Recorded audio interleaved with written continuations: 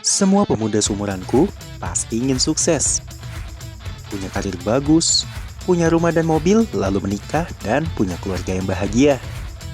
Sejak kecil, kami udah diajarin untuk selalu bersikap jujur dalam segala hal.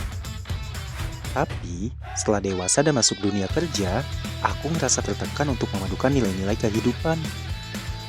Rekan kerjaku punya berbagai pandangan dan gaya hidup berbeda. Aku jadi dilema dalam menentukan pilihan hidup. Di satu sisi, aku ngerasa perlu memegang nilai-nilai yang diajarkan orang tuaku.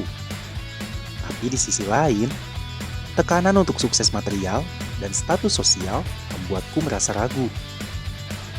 Di tengah rasa bimbang itu, aku cerita sama temanku, Daniel. Daniel orang Nasrani. Biarpun kami gak seiman, tapi kami cukup akrab. Daniel kasih satu buku kecil berisi kisah Nabi Yusuf. Waktu baca buku itu, aku sangat terkesan dengan prinsip hidup Nabi Yusuf. Sangat berintegritas dan gak kompromi dengan dosa demi kepentingan pribadi. Seorang pekerja keras dan jujur. Dia bahkan rela masuk penjara demi menjaga kekudusannya di hadapan Allah. Zaman sekarang ini, jaranglah ada pemuda yang punya prinsip kayak gitu. Tapi, ada satu hal yang menggelitik hatiku saat baca buku itu. Katanya, kehidupan Nabi Yusuf punya persamaan dengan kehidupan Isa Al-Masih. Kok bisa? Nabi Yusuf menderita sejak kecil, dibuang dan dijual saudara-saudaranya. Penderitaan itu menghantarkannya menjadi orang nomor 2 di Mesir, juga menyelamatkan keluarganya dan bangsa Mesir dari kelaparan besar yang terjadi saat itu. Isa Al-Masih, Kitab Injil menggambarkan ia sebagai pribadi yang selalu jujur. Tidak pernah berdosa sama sekali.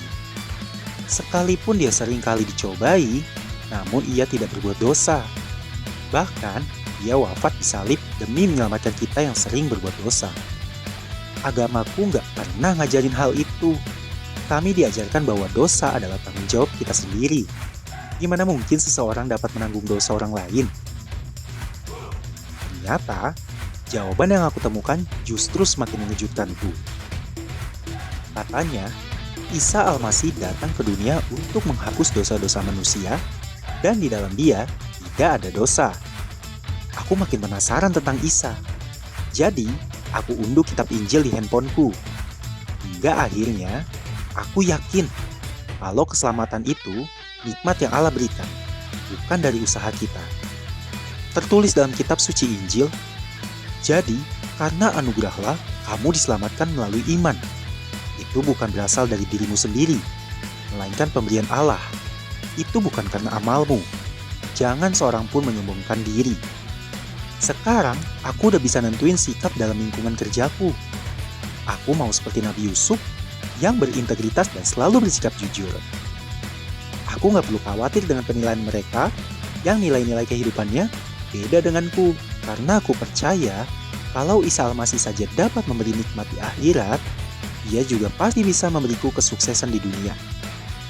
Dan aku percaya, kamu juga pasti bisa.